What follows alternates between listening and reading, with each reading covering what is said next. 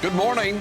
It's Market Day Report. So glad you're with us this morning, and even more glad, can I say more glad? Does that make sense? That we can be a part of your morning. So thanks for allowing us to be here with you on a Wednesday. Okay, interesting week though, because we have a National Day of Mourning tomorrow. And this is for former President Jimmy Carter, the funeral in Washington, D.C. And so with that, New York Stock Exchange, NASDAQ, so this is equity and options fully closed on Thursday. The bond market will close early at 2 p.m. Eastern Time. Now, most all ag markets will close at 1:15. There are some exceptions there. Coffee, cocoa, sugar will trade all day long. And again, the last time this occurred was back in December of 2018.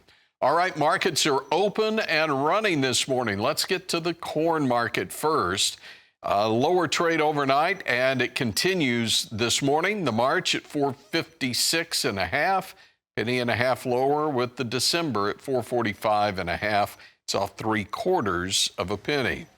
Now, soybeans this morning down 3 1/4, 9.89 on the January, and the March at 9.94 is off 3 1/4. Flash sale overnight, unknown destinations, 120,000 metric tons. Quickly through soy meal this morning, we're in the red to start things, and soy oil contracts, which were higher yesterday, remain higher today. Now to the wheat market, and let's start with Chicago. July off 5 1/2, 557.5. It's not a Tuesday, but it definitely is a turnaround from how we closed yesterday. July hard red, 566 3/4, off 6 1/4, tick off the day's low.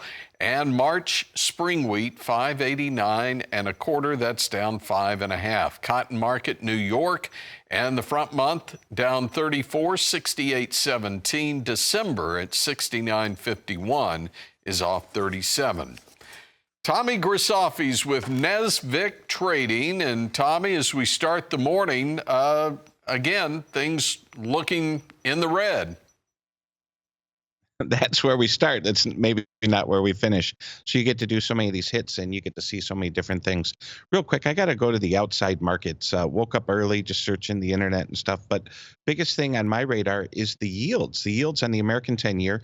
The yields on the 30-year. Now, this is probably going to confuse people, and if you need help with it, I'll hold your hand, and I can give a whole seminar on this for an hour. But we only have a few minutes to explain it. Yields are on the rise. The 30-year yield is at 52-week highs in the United States. But let's fly over to the UK. UK, the sixth largest economy in the world. Now, America being the largest at close to 30 trillion, the UK is a 3 trillion economy. Sounds small. It just means that America's that big. So it goes United States, Canada, Germany, etc., all the way down to the sixth largest economy. The gilt, and we're not talking pork sector here, we'll get to that on segment 2. The gilt, which is their version of trading a 5-year or 10-year bond or note, as we like to say, is also creeping up. So what's my point? Not only is interest rates on the rise in the United States, but interest rates are on the rise in the world. And every hit you do today, I guarantee analysts, all they want to talk about is the Friday USDA report. Granted, we may go up, we may go down, we may go nowhere, maybe a nothing burger. But the biggest thing on my screen is someone who spent time in the 10-year note pit for a long time at the Board of Trade, is the interest rates are actually rising. And I think you'll hear as you go on your show and watch others throughout the year, although the Fed has cut rates, if things keep up at this rate, the real market, where the bonds trade, not the newspapers saying that the Fed's going to lower rates, watch what they do and what the market does and not what they say. Rates have actually risen the last 6 weeks, and that is a tremendous headwind in agriculture. Back to you, my friend. Yeah, great way to put that, Tommy. Hang on, let's come back. We'll talk livestock futures in a moment.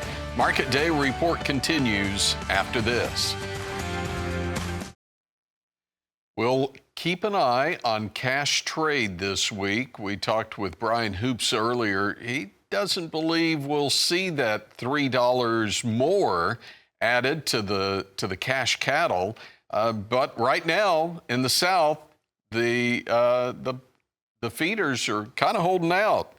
Packers are offering $2 more. Let's see what happens. We do know a few have already sold in Iowa this week at $200. So how does that affect the live cattle market? Let's go to the board, and we're 60 cents higher on the February at 196.15, and look at the April now, 198 and a quarter. It's up 47, maybe suggesting that higher cash prices are here for at least a little while. Of course, if you don't have many cattle to sell, it's the sellers that are in charge. Feeders, January 269.27, up 87.